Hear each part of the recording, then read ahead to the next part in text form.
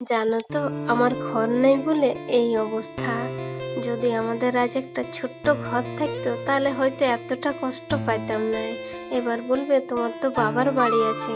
আসলে বাবার বাড়ি থাকলেও না, মেয়েদের বিয়ের পরে বাবার বাড়িতে থাকাটা ঠিক মানায় না। আমার টুকটাক সবকিছুই তোমাদের সঙ্গে শেয়ার করছি। জানো তো বন্ধুরা, আসলে মনটা একটু হালকা হয় তোমাদের সঙ্গে শেয়ার করলে।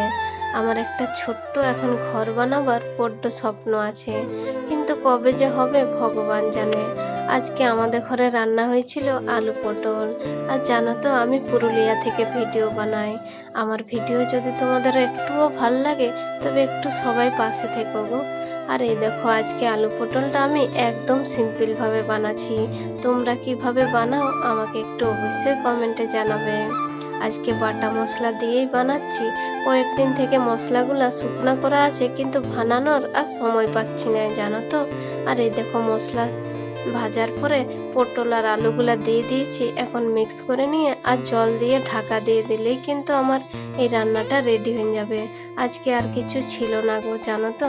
আর এই যে শাক রান্না করব, তো শাক আমি তোমাদেরকে বলেছিলাম আজ থেকে রোজ রান্না করব। কিছু না কিছু শাক আজকের থেকে রোজই আমাকে রান্না করতে হবে। আমার মেয়ের কয়েকদিন থেকে মাথাটা খুব ধরছে, সেই জন্য ভাবলাম আজ থেকে ওকে কোনো না কোনো শাক দিতেই হবে। সবজি শাক এইসব বেশি করে হয়তো খালে ঠিক হয়ে যাবে। এমনিতে এখন চোখের প্রবলেম হয় না, তবে যদি হয় সেই কারণে ভয়ও লাগছে। জানি না, বেশি বাড়াবাড়ি হলে অবশ্যই ডাক্তার দেখাতে হবে। তবে ওই জন্যেই আমি আজকের থেকে শাক করব। আর জানো তো, দিদি ছিল না বলে কিয়ান এত দুষ্টুমি করছিল সারাদিন। তারপরে দেখো, খাবার দিয়েছি। আর এই যে আজকে একটু আলু বেগুনের নিমও করেছি, কিন্তু নিম খাবে না বলে ওকে দিইনি। আর ওই যে ওই চুমকিকে আগে খাওয়াচ্ছে। চুমকিকে খুব ভালোবাসে, যখন তখন ওকে নিয়ে ঘুরে বেড়ায়, ঘুম পাড়ায়, তারপর খাওয়ায়। এই জন্য ওই যে ওকে খাওয়াচ্ছে। আর নিজে নিজে টুকটাক খাইতেও শিখে গেছে আমার কিয়ান বাবু, জানো তো।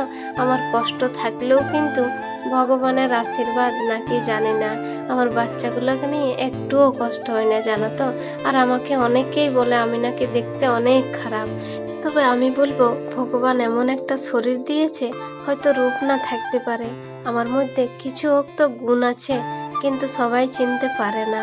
যাই হোক, যে মানুষগুলা চিনতে পারে সেই মানুষগুলা তো আমাকে ভালোবাসে। এখন রাখি, টাটা।